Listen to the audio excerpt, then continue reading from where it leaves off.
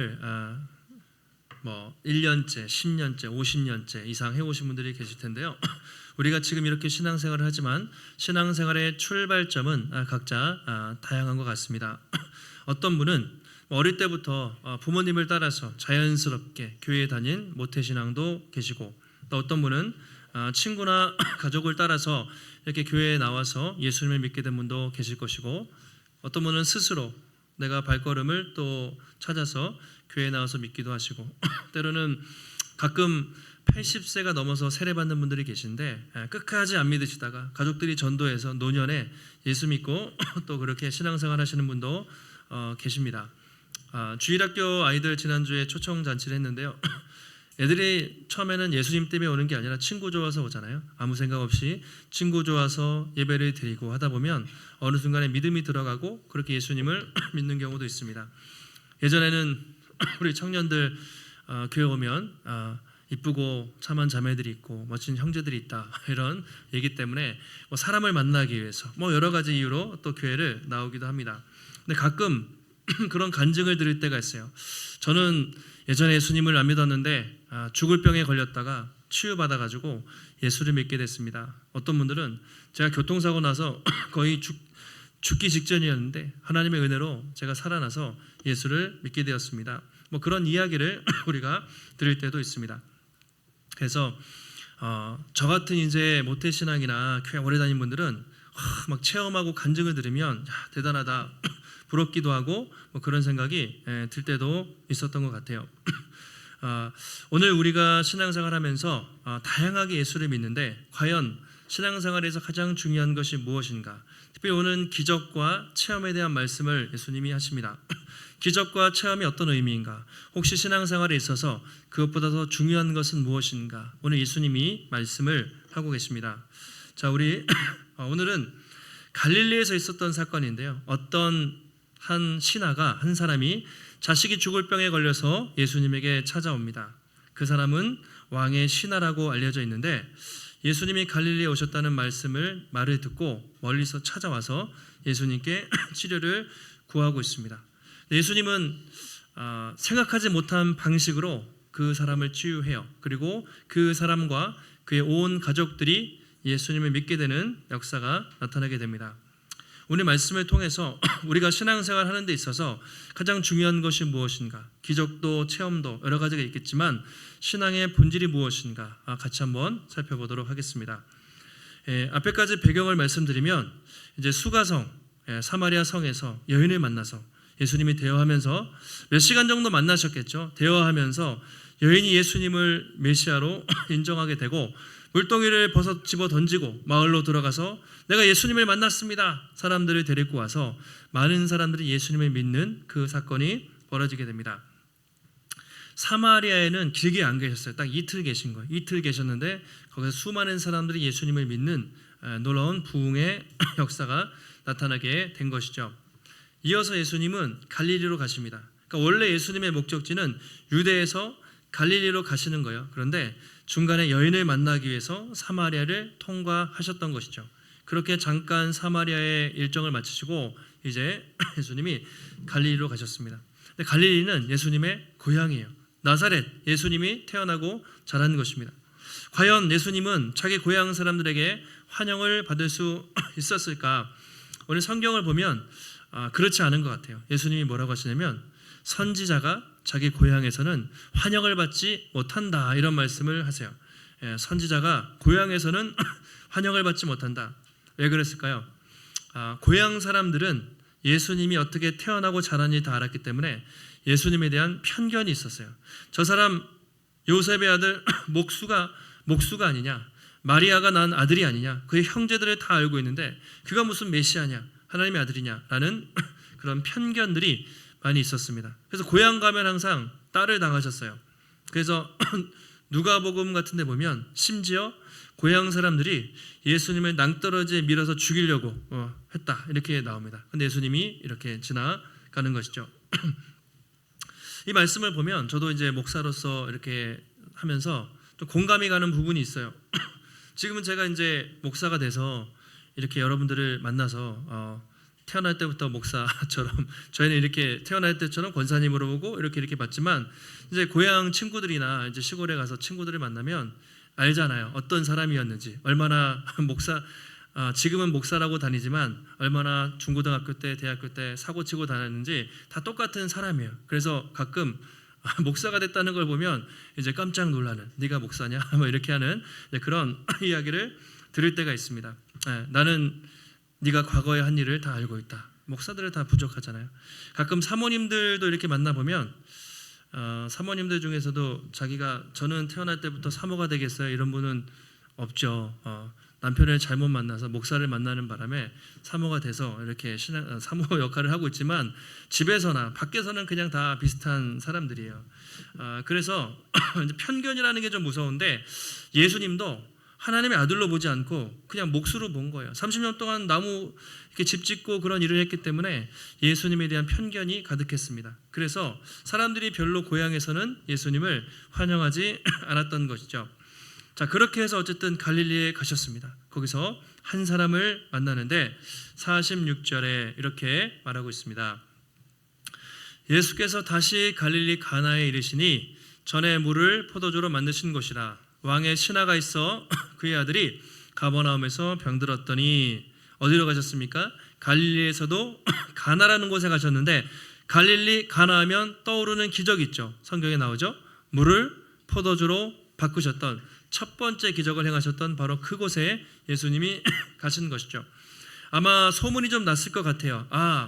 그때 물을 포도주로 바꾸셨던 그 예수라는 사람이 다시 우리 동네에 왔다라고 사람들에게 소문이 났던 것 같습니다. 근데 어떤 왕의 신하 한 사람이 예수님을 찾아오게 됩니다.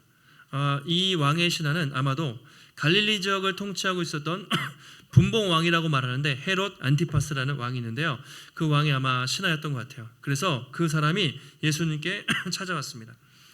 지금 예수님은 갈릴리 가나에 계시죠. 그리고 가버나움에서 왔는데 한 35km 정도 된다고 해요. 35km. 그러면 여기서 우리 파주를 지나서 북쪽으로 가면 문산 정도 나오죠. 35km 정도 이렇게 된대요. 아니면 내려가면 광명 정도.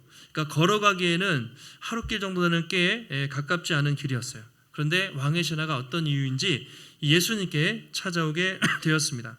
이렇게 소개하고 있습니다. 47절에 그가 예수께서 유대로부터 갈릴리로 오셨다는 것을 듣고 가서 청하되 내려오셔서 내 아들의 병을 고쳐주소서 하니 그가 거의 죽게 되었습니다. 이렇게 말하고 있습니다. 예수님의 소문을 들었어요. 유대에서 갈릴리로 오셨다는 것을 듣고 가서 청했다. 이 표현이 중요한데 듣고 가서 청했다. 들었어요. 소문을. 어떤 소문을요? 예수님이 예수라는 사람이 누군지 모르지만 그 사람 진짜 능력자라더라. 용하다더라. 안수하면 병이 낫고 귀신이 쫓아가는 그런 기적을 베푸는 사람이라더라 라는 소식을 들었습니다. 그리고 찾아왔어요. 그러니까 신하를 보낼 수도 있잖아요. 왕의 신하라면 아마 권세가 있었을 거예요. 하인이나 종을 보낼 수도 있는데 하룻밤을 꼬박 찾아와서 자신이 직접 예수님께 찾아왔습니다. 이것을 보면 간절했던 것 같아요. 이 아버지, 이 사람에게 뭔가 간절한 사연이 있었던 것 같습니다. 성경에는 그가 거의 죽게 되었습니다. 죽기 일보 직전, 거의 이제 사경을 오가는 아주 긴박한 상황, 위독한 상황이었던 것 같습니다. 그래서 이 구절에 보면 얼마나 이 사람이 간절했는가를 우리가 짐작을 할 수가 있죠. 아마도 최고의 의사들을 다 불러봤겠죠. 그런데 병이 낫지 않습니다. 가장 좋은 약, 가장 좋은 음식을 다 써도 낫지 않아요. 마지막 한 가지 소식을 들은 거예요. 지푸라기라도 잡는 심정으로 저기 갈릴리 가나에 가면 예수라는 사람이 있는데 그 사람은 기적을 베푸시고 무엇인지 말씀하면 이루는 능력이 있다더라 라는 소문을 듣고 지푸라기라는 잡는 심정으로 와서 간청을 하고 있습니다. 어떻게 해서든지 자식을 살리고 싶은 아버지의 마음을 우리가 알 수가 있습니다. 여러분이 그런 상황이었더라도 그렇게 했겠죠. 누구라도 그렇게 했을 것 같아요. 지금이야 응급실 잘 돼 있고 병원도 잘 돼 있고 119 누르면 출동해가지고 다 데려다 주지만 예전에 저희 부모님, 할머니 세대 보면 병원이 없잖아요. 뭐 읍내로 한참 나가야 되니까 그냥 아이가 40도 열이 오르면 그냥 뭐 포대기에 싸고 가거나 막 달려서 몇 킬로 또 몇 시간씩 업고 뛰어가는 그런 이야기를 들은 적이 있습니다. 이 사람도 이 아들 살리려고 예수님이 누군지 잘 모르지만 어쨌든 정말 마지막 한 가지 소망을 가지고 예수님께 찾아왔습니다. 드디어 만났어요. 대화가 시작이 됩니다. 과연 예수님이 이 사람을 어떻게 치유하실까? 읽어보시면 알겠지만 우리 상식적으로 그렇게 멀리서 왔는데 참 멀리서 왔다, 힘들지, 그러면서 딱 치료해 주시면 좋은데 예수님은 우리의 상식을 깨는 그런 말씀을 하세요. 48절에 이렇게 말씀하시죠. 같이 한번 48절 읽겠습니다. 예수께서 이르시되 너희는 표적과 기사를 보지 못하면 도무지 믿지 아니하니라. 예수님이 아니 그렇게 고생해서 아들 살리겠다고 왔으면 위로해 주시고 따뜻한 말로 기적을 베풀어 주시고 보내시면 좋은데 뭐라고 합니까? 너희는 표적과 기사를 보지 못하면 도무지 믿지 않는다. 약간 좀 까칠하게 책망을 하는 투로 예수님이 말씀을 하고 계십니다. 예수님은 왜 그러실까요? 왜 이렇게 말씀을 하셨을까요? 다른 성경에도 보시면 예수님이 가끔 그러실 때가 있어요. 갈릴리 가나 혼인잔치에서 예전에 포도주를 바꿀 때 마리아가 딱 얘기를 했을 때 예수님이 뭐라고 하시냐면 여자여 나와 무슨 상관이 있습니까? 되게 딱딱하게 여자여 나와 무슨 상관이 있습니까? 이런 식으로 말씀을 하신 적이 있습니다.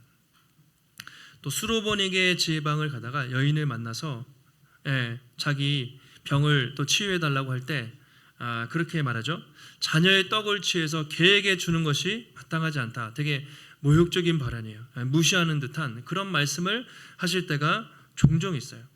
예수님은 왜 이렇게 까칠하게 또는 이렇게 책망하는 것처럼 말씀을 하셨을까요? 어떤 의도가 있기 때문이겠죠. 오늘도 예수님은 어떤 의도를 가지고 계십니다.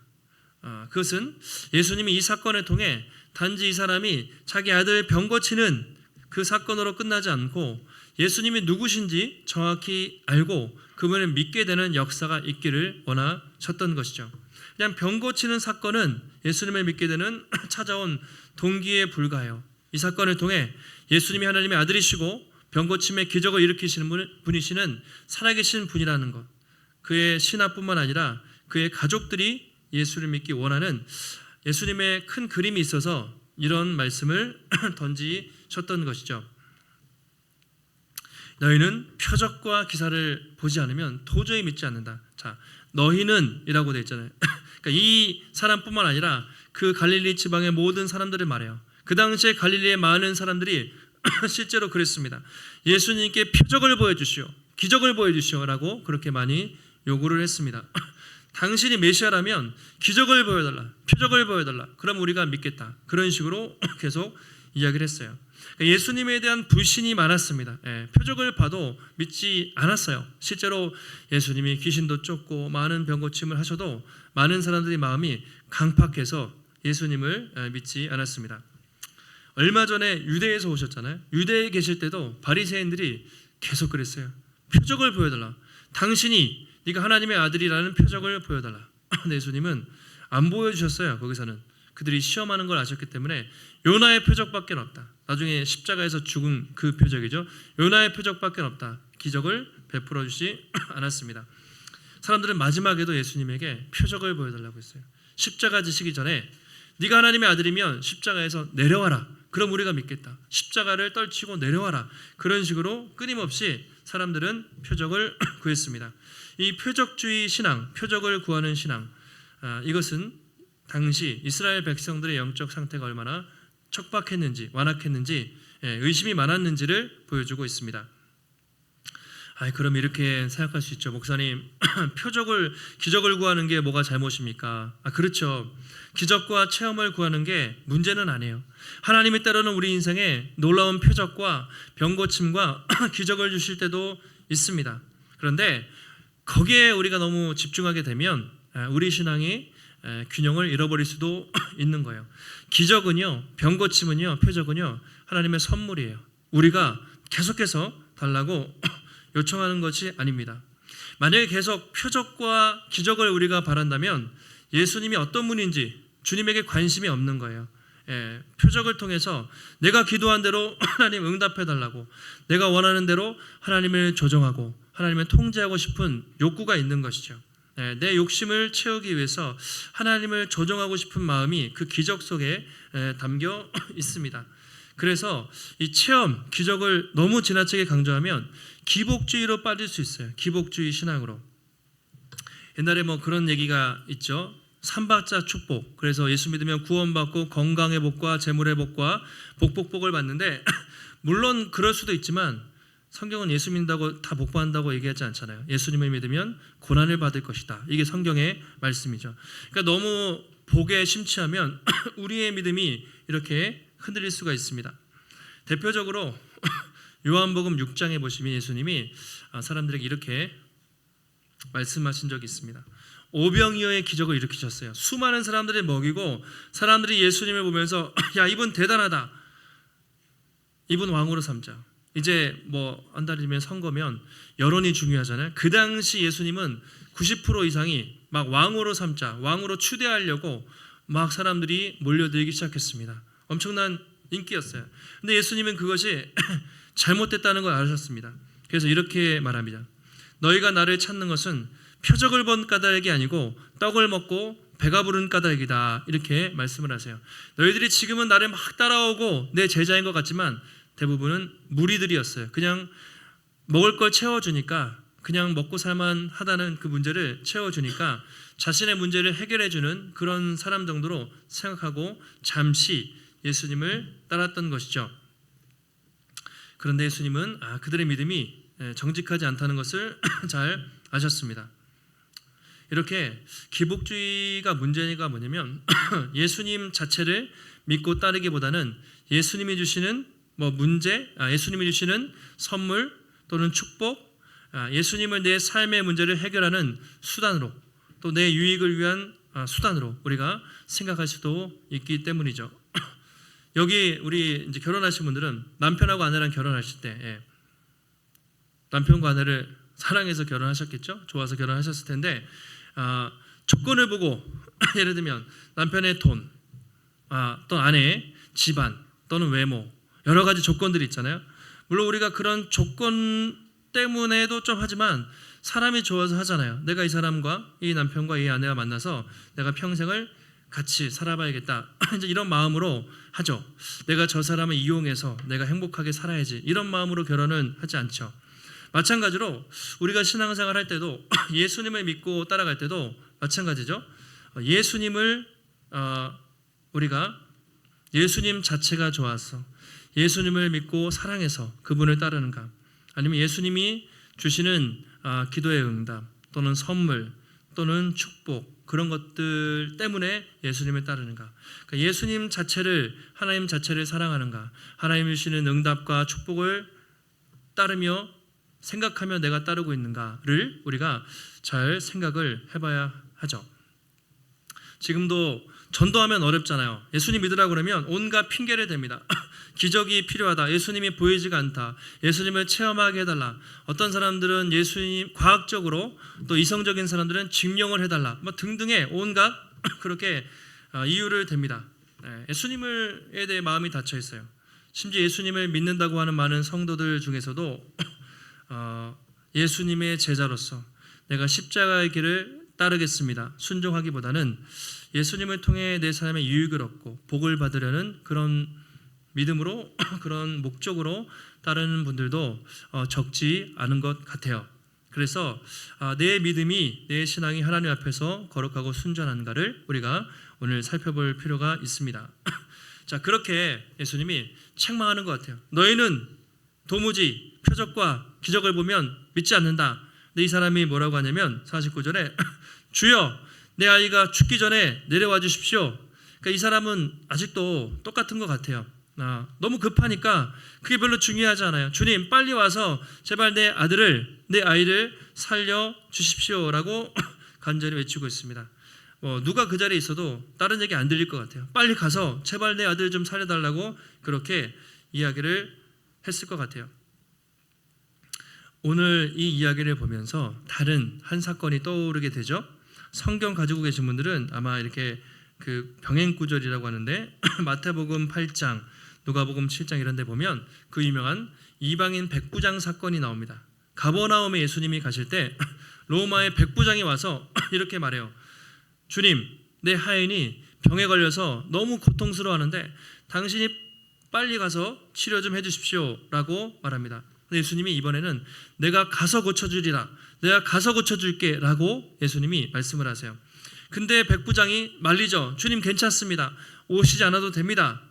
나는 주님이 우리 집에 오는 것을 감당할 수 없습니다. 말씀만 하시면 하인이 낫겠습니다 라고 말해요.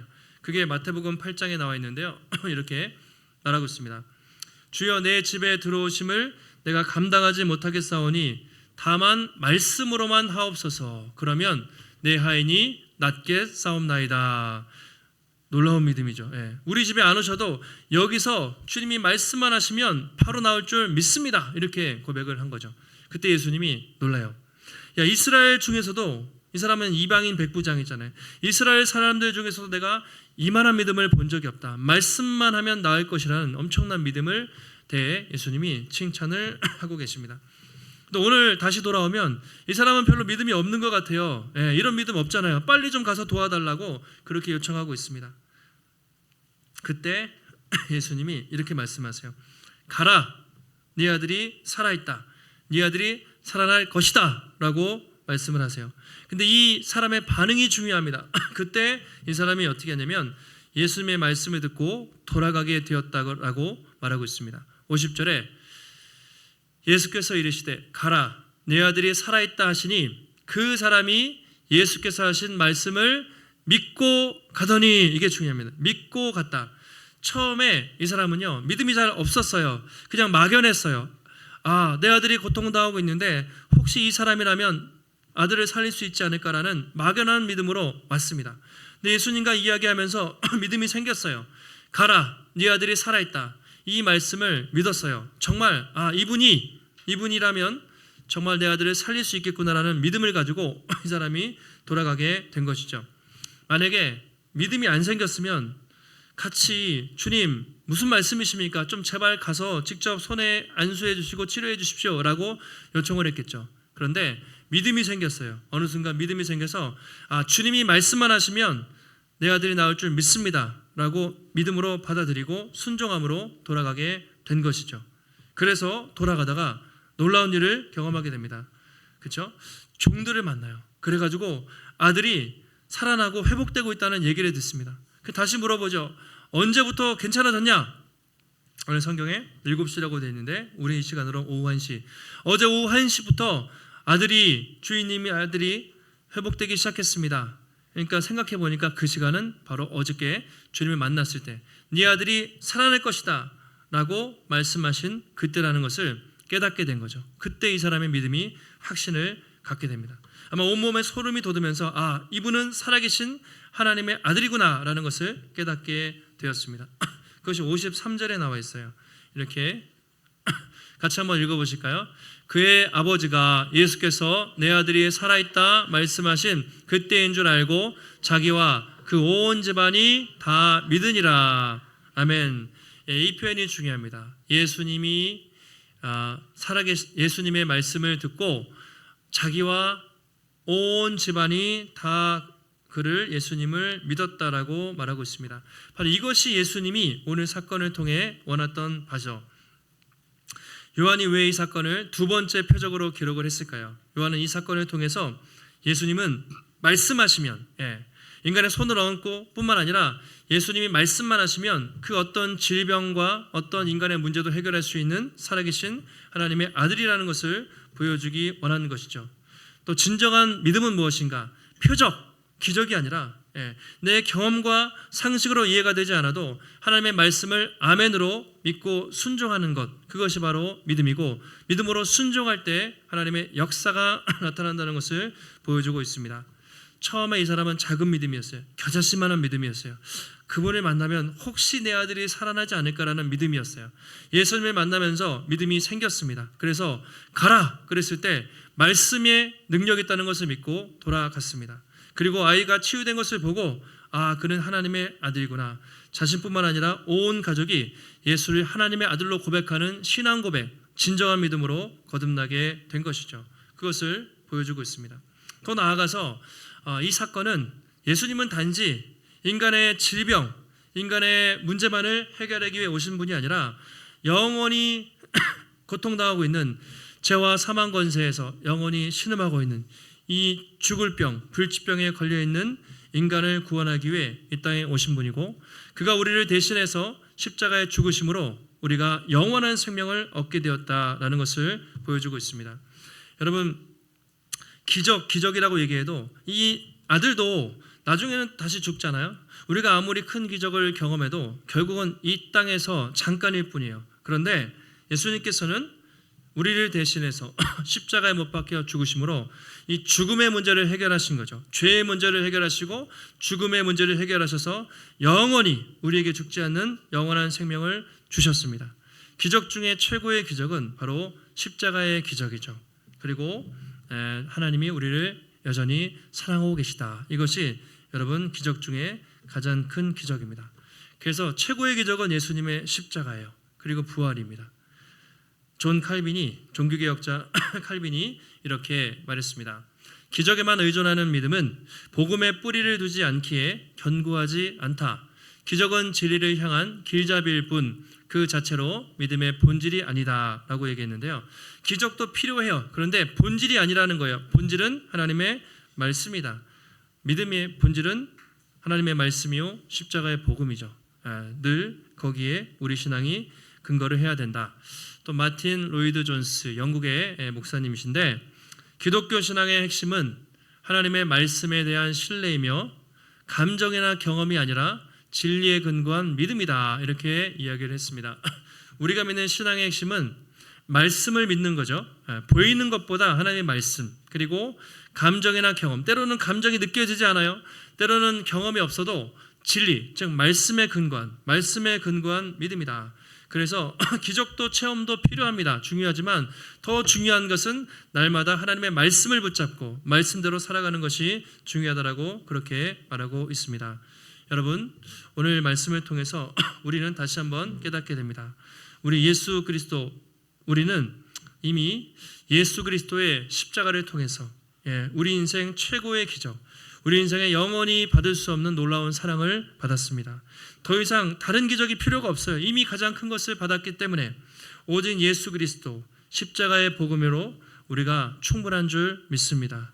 또 인생을 살아가면서 우리가 힘들고 어려움이 찾아올 때, 우리의 감정이, 우리의 삶에 하나님이 체험되지 않을 때라도 십자가를 바라보면서 그분이 여전히 나를 사랑하시는구나, 변함없는 그 사랑을 바라보고 의지하며 어떤 상황에서도 흔들리지 않고 굳건한 믿음으로 주님을 바라보며 달려가시는 우리 귀한 성도님들이 되시기를 예수님의 이름으로 축원합니다.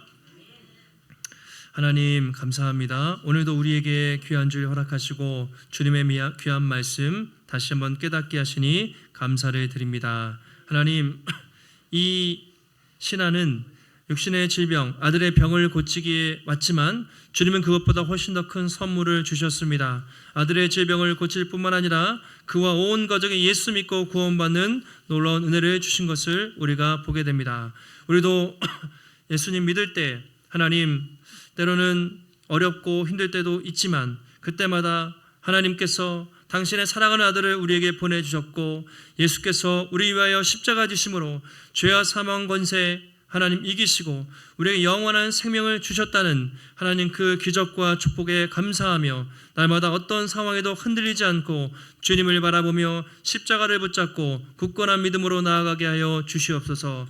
우리의 신앙생활의 근거가 우리의 체험이나 경험이나 느낌이 아니라 하나님 말씀에 근거하고 날마다 예수 하나님의 말씀을 읽고 묵상하며 그 말씀을 붙잡고 반석 위에 또 굳게 세워진 믿음으로 좌로나 우로나 치우치지 않고 주만 바라보며 주의 말씀 붙잡고 담대하게 나아갈 수 있도록 하나님 인도하여 주시옵소서. 오늘도 주 앞에 나올 때 하나님 우리의 마음과 정성을 다해 귀한 예물 드렸습니다. 하나님 드려진 손길 그 마음 기뻐하시고 축복하여 주시고 하나님 우리의 모든 것이 다 주님의 것입니다. 주님을 위해서 먼저 그의 나라와 의를 위해서 하나님 우리의 것을 드릴 때 하나님 우리 인생에 부족함 없이 풍성하게 채우시고 공급해 주시는 하나님의 놀라운 손길을 날마다 경험할 수 있도록 붙잡아 주시옵소서. 한 주간도 믿음으로 승리케 하시기를 간구하오며 존귀하신 예수님의 이름으로 기도하옵나이다. 아멘.